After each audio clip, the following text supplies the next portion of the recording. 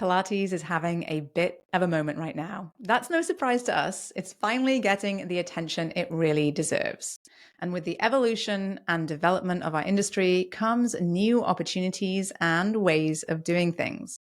While equipment is not new to us in the Pilates world, the idea of having Pilates equipment in the home really is something that has been very difficult for so many reasons up until now. But today I'm sitting down with Melissa, the founder of Frame Fitness, to talk all about how she's planning on making Pilates more accessible with at-home equipment. Well, hi there, I'm Seran Glanfield. I'm a business and marketing strategist just for boutique fitness studio owners like you. If you're ready to be inspired and make a bigger impact, you're in the right place. All you need are a few key strategies, the right mindset, and some support along the way. Join me as I share the real-life insights that will help you grow a sustainable and profitable studio. This is the Pilates Business Podcast. Welcome back to the Pilates Business Podcast. I'm Seran, and I'm so thrilled that you are here with me today because I am here with Melissa. Melissa helped to create Frame, a beautifully designed at-home, digitally connected Pilates reformer that offers both live and on-demand workouts. Now, Pilates is not new to Melissa. She was a classically trained ballet dancer, and then, like so many of you listening, became a Pilates and fitness instructor after falling in love with the method. Melissa truly credits her dedication to Pilates as having changed her life after years of very high-level performance. Now, in 2018, she began designing her own proprietary reformer for use in her own studio, with the idea of making Pilates more widely available and accessible so that everyone has a chance to really improve their quality of life and benefit from all of what Pilates has to offer. Now, fast forward to today in 2024, and Frame has been featured, right? Crazy. Frame has been featured in all sorts of wonderful places and is growing rapidly. And I wanted to bring on Melissa today to talk a little bit about that journey in developing equipment and a little bit about where we see this going, because I think as we're seeing, Pilates is having a little bit of a moment right now, and we don't want this moment to end. We want it to see it continuing, and there is such opportunity out there. So I'm so thrilled for you to be here, Melissa. Welcome. Thank you so much. You did a fabulous job at explaining or giving insight into the start of my journey with classical ballet, and then just falling in love with the lines, the way, the movements, the method that is Pilates. And then, of course, within the Pilates world, there's a fair amount of evolution that's transpired, even just in the last 10 years. Of course. Absolutely. Absolutely. So tell us a little bit about when you started to think about designing equipment. And I think this might have been something that has crossed the minds of many of the listeners who are, teaching or have been teaching for a while, thinking about, how can we make this more accessible? How did you kind of get started with that? Because I think one of the first things that people kind of run into is, well, I don't even know where to begin. So where did you start when you started out on this process? So that's a fair and extremely accurate feeling. For anybody who's feeling like they have that entrepreneurial spirit, there is a lot that goes into first conceptualizing something that you ultimately want to design, manufacture, and then actually bring a physical product to life. So that entire process is quite complex. Not to say it's not insurmountable. There's just a lot of research and work that goes into really just those initial stages. You have a concept. You want to make sure the concept has not been done so many times before. There has to be a novelty component to it. And just really researching industrial designers, understanding ID industrial design, understanding what's manufacturable, understanding the novelty that you want to bring forth. Do you have something that is going to have product market fit? That's a huge thing. So really just sitting down and just doing as much research in the beginning as possible. And then once you have honed in on something that you have a product, you have this idea, it always starts with an idea. Mm-hmm. And then, a little like chutzpah. So you have this idea and now you want to bring it to life. So of course, research is critical to this. Doing the proper research in terms of like, there's so many different types of industrial designers. There's so many different types of engineers. So really figuring out what you need for what you want to accomplish, and then just rolling the sleeves up. That's right. And thinking about also, the different materials that you might want to use and what makes sense, not just from what you would love to use necessarily, but what makes sense from a production perspective or So that's availability. Yeah, that's Okay, down the road. That is so true, but that is so further down the path of bringing a physical product to market. Even that whole element of manufacturability, oftentimes you have a concept, you have to feel very passionate about what you're doing, because that unwavering sense of I'm doing something meaningful and something that I know will not only, there will be appetite for it, but everybody is going to tell you that it's an obstacle, there's a hurdle, and it's not possible. I mean, that's something that if I were to give one piece of advice, let's say two, because they're kind of hand in hand. They're like a concurrent path of self-discovery, but everybody's going to say no. So you have to feel so strongly, vehemently passionate about what you're bringing to life in terms of that product. And then also just trusting that gut instincts. And I think that they're one and the same. Developing both at the same time is really, really critical when you are embarking on a journey of entrepreneurship.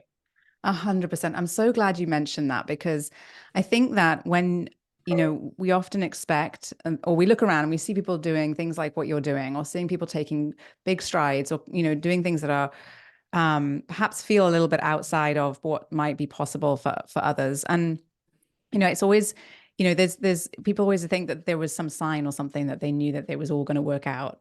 But I don't think that is the case, right? There's always a little bit of fear mixed with a lot of courage, but there's also this commitment that you're going to figure things out along the path, because nobody knows how to do all of this on day one, right?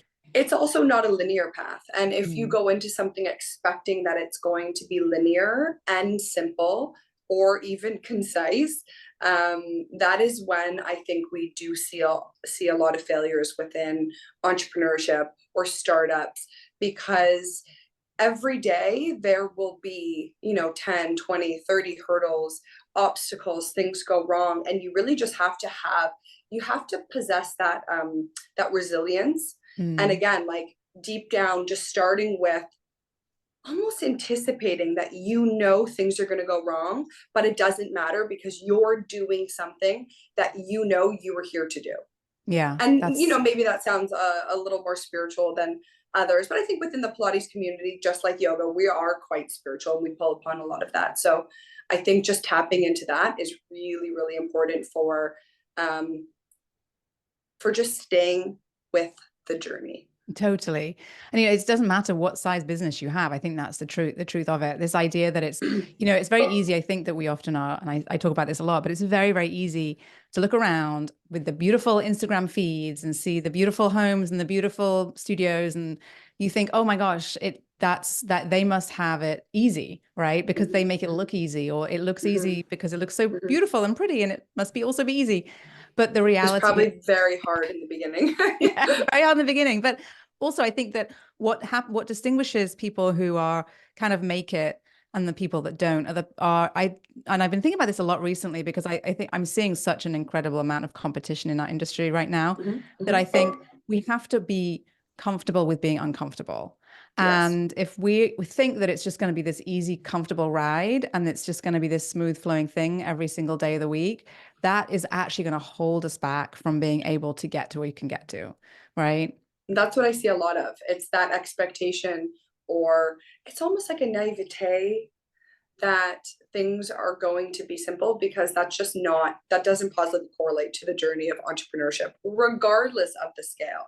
Right. And I do think that I credit my first proprietary Pilates reformer design back in 2018, because the struggles and the this very specific hurdles that I had to jump when it came to even understanding the disconnect that lies between industrial design and being able to manufacture something.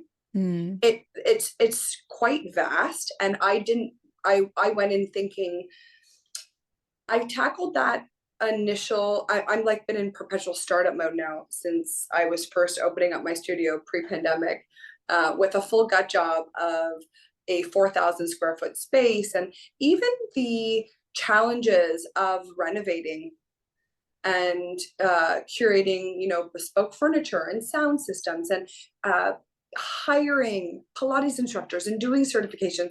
It's really quite, it requires basically all of you. Right. and and I think that first journey for me was eye-opening, but Yeah. it also provided me with not only the insights but the mistakes, because let's face it, you have to make mistakes to know the right path. Yeah.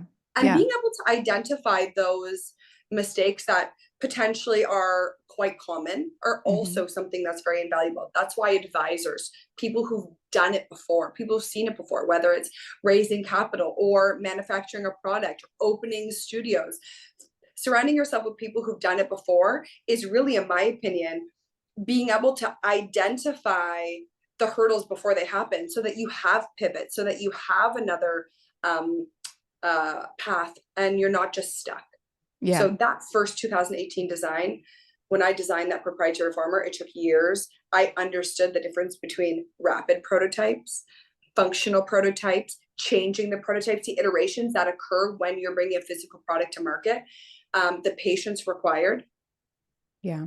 You think Yeah. it's going to be, You think it's going to be quick. instantaneous. Like, I have this design, it's sketched on paper. Oh my God, I have it now designed on my computer. Wow, that render looks so real. Okay, actually wait for that real render to be a physical product in real life. A lot of patience. Yes. A lot of Yeah. patience, determination and patience, and Mm-hmm. sticking with it, like you said, for sure. So 2018 gave you the opportunity to sort of perhaps actually gave you kind of some preparation for then kind of round two, right? It allowed me to move in a more efficacious, but also expeditious way, because I had just gone through this for 3 years. Yeah. So then you went on and you decided you wanted to develop a second reformer, and this time integrating technology and digitally connected screens with UI, access UX, to user interface, user all of the experiences. things. Yes, all Yeah. of the things. So really, if I'm going to, to give people a visual, it's like kind of like reformer combined with the Peloton screen, right? Yes, yes. And It's been stick, coined the Peloton of Pilates from every top editor in North yes, America. yes. GQ, Women's Health. Yes, I'm quite used to that comparison now.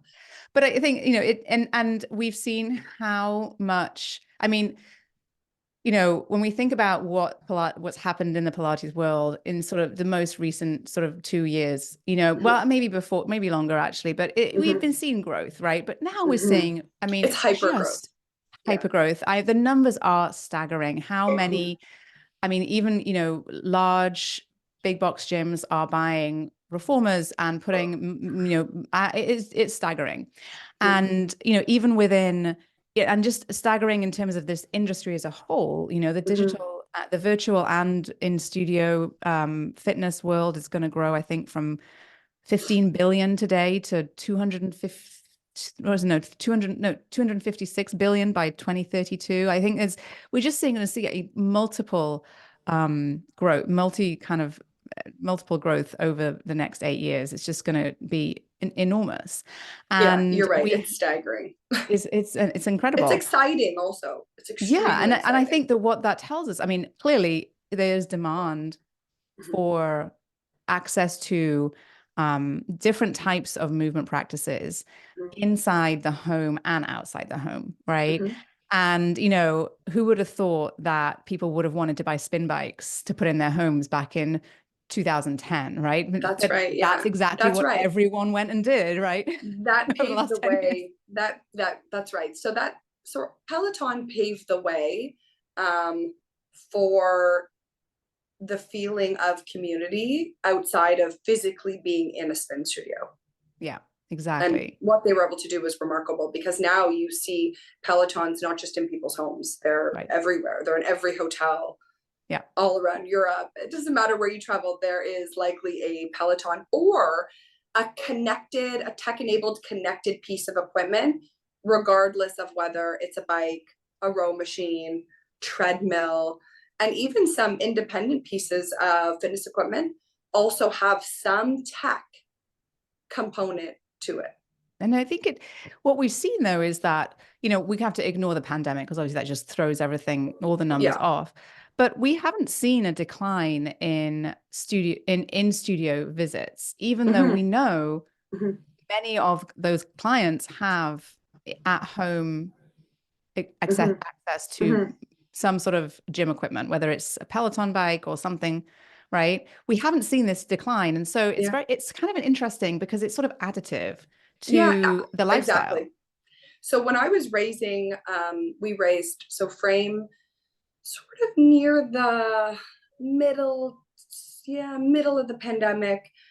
We started raising our seed, and we raised 5 million um, in capital from the most strategic of fitness investors, titans really in the fitness industry. And it shockingly, not to me, but to others, were all from massive brick and mortar fitness titans. And I often said, even though we had been experiencing something that was extremely unprecedented in terms of the distancing and the isolation, that our model was never to look at that. Because I knew, and it could have just been more an intrinsic or just a feeling, but I knew that that was not a sustainable model or a way of life. So I always looked at it like the hybrid. I wanted to transcend the way Pilates was practiced in many ways, but most importantly, accessibility, having it in hotels and regular fitness studios that otherwise don't have Pilates reformers, because we know that there are so many Pilates studios and they're amazing and people love their studios. But oftentimes when I was traveling for work, I could seldomly ever find Yeah. an Fine. actual hotel that had a Pilates reformer. And I Right. want to continue my practice. Obviously, I'm also mat certified, and I love aspects of mat as well, but I love reformer. Right. And I think everyone is Yeah, now seeing, we're yeah. seeing how the Pilates world has also evolved in that, I no longer think that when people think of Pilates in the general population, they're Mm-hmm. thinking of mat Pilates or thinking even now of even yoga, right? We used to sort of say, oh, the joke is like Pilates and yoga are not the same thing, but everyone kind of lumps them together. And I think Yeah. Well, even now, statistically, they are under the same umbrella. I'm actually often asked that question also, and we're waiting for new data. I'm I think excited for the new yes, data. I think now there is in such a much higher level of awareness for Yes. the differences between the two. Um, and There are especially, and I so think many that differences, so many but differences, and there's I also think, many similarities. oh yeah, no, for sure, for sure. I mean, for Mm-hmm. sure. And I think that, but I think the use of equipment is how it's very, very Mm-hmm. easy to differentiate between the two. Oh, And in the past, because there was such a lack of access to equipment, a yes. lot of It was people were mat not. Pilates versus yoga. And also it was highly contingent on what type of yoga you were doing, because many power yogas were quite similar to mat Pilates. Yeah. So I actually look at what's going on with Pilates, and I actually liken it to the evolution we saw within the yoga world. Because yoga became so, I mean, it had started as something that was traditionally perceived as very meditative. Mm-hmm.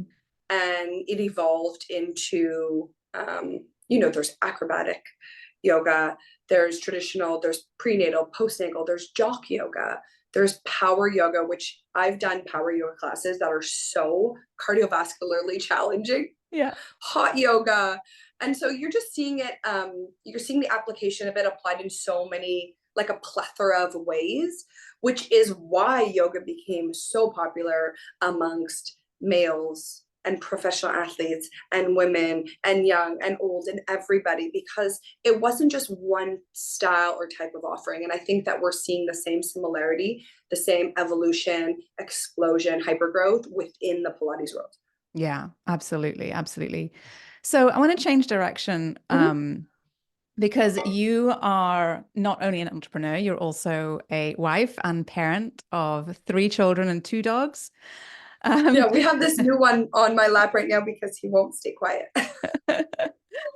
So, this is a very large project you've been working on for a long time. So tell us a little bit about what it looks like to manage that. Because obviously you're traveling a lot, you're involved in big conversations, high level discussions. How do you manage your time, your focus, and your energy?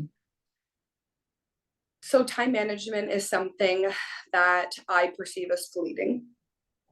I want to be able to manage my time. And having said that, the way for me was actually just amalgamating and just sort of like the enmeshment of family with this business, because it was much easier for me to block time and to manage when I was opening up my studio. There was much less travel involved, Mm. and it was more of a, an 8 to 6 type day. So my children are all at school, and I would be home for dinner most Right. times, or I'd bring them to site visits, often. There was some travel to New York because the industrial designer I was working with was based in New York, but it was more infrequent. This startup is, I don't even know if it's still called a startup. It's been 3 years now. There's been so much hyper growth and just growth and scalability and the potential and the capacity and shooting content videos and what those days look like. We'll take over a studio that we work that we film out of, Neo U in New York City, and we are there 5 a.m. to 7 p.m. every day for a week. And that will yield on average 50 to 60 post-produced videos. But the work that goes into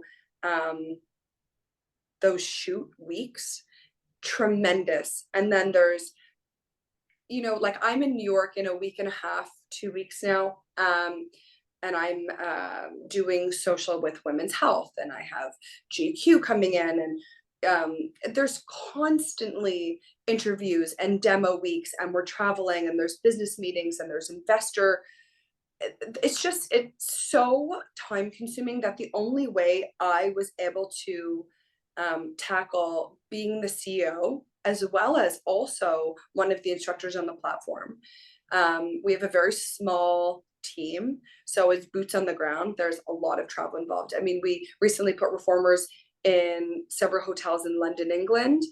There was like 3 trips back and forth to London to, solidify those deals, to also help with the install. And the same thing happens in LA, New York, Miami. Right. And we also happen to be Canadian, so there's just a lot of travel. So I just started including my children as much as possible. For me as a mother, that was my only way, because I know that I read, you can't, like, you have to be able to structure your time, and you have to be able to shut off the computer. And I read these things and I think, wow, they are lovely concepts, but it is actually just not plausible when you are running a company, or even a company of my magnitude right now. Even when we started fulfillment and shipping, and we're doing factory site visits, and there is no simple way to manage. So I just started including them. Yeah. That's what, and I think when you're in a position where every week looks so different, that's just what you have to do, right? So, It worked for me. It wouldn't work for everybody. I'm also very I can be very spontaneous and unstructured and yet still be so impactful. Whereas I know there are other people that really require those like being in the office and right. having, producing in a very specific environment. I can do anything on the go. Yeah, and I think, I think that that is really important because you have to be able to find what works for you, right? And I think if you try to follow advice that works for someone else, you're trying to kind of fit yourself into their kind of Yeah. world, I think that just is a recipe for disaster. So, you do have Especially to, for mothers, yes, you because do. they're all, we often do, like working mothers often do experience guilt, Mhm. missing things, particularly if a lot of travel is involved. And I decided years ago that that would never be me. I'm Yeah. super hands-on mom. I take my kids out of school probably way more than the school likes. But I make sure they're tutored. They come to those weeks when we're in New York. I had my two girls. Um, we were doing an install for the Santa Monica proper and a few other business things in LA. And so I brought my two eldest, and they were on my business trip for 4 days. Yeah. And prior to that, I brought my son who was in Miami because we were doing work there for a couple days. So really, for me, that is the way I'm most efficient. Yeah. Yeah. You got to find a way that works for you. And it's great that you've been able to do that and have that ability to do Yeah. that. I also have a support system. Like my mother is amazing and she stays in the home when we are traveling, if we aren't bringing the kids, because it's not always great to bring them. Like Yeah. I'm going to LA in a couple days. They're not coming on that trip because we were all just in Miami together. Right. Right. Yep. Every week is different. Every week is different. So, tell us a little bit about where people can come to learn a bit more about you and about Frame and about what's next for you. So our website, www.framefitness.com. We are also sold on Goop under their wellness. So we're actually on their shop on Instagram as well as on their website. And we also have our own Frame Reformer. So our Instagram is Frame Reformer. Awesome. I will Yes. add all of those in the show notes, and I encourage everyone listening to go and check it out. Well, I Yes. want to say huge congratulations, Melissa, on how far you've come. I have got no doubt that the next phase of the journey is going to be even more incredible. And I wish you the best of luck. Thank you so much. And I had a really great chat. Me too. And I hope you come back on here and let I us know will. what happens next, because I know it's only going to be Totally. fantastic. Awesome. Thank you so much. Well, I Thank hope you. this was helpful and insightful for you as you go about building your boutique fitness studio business.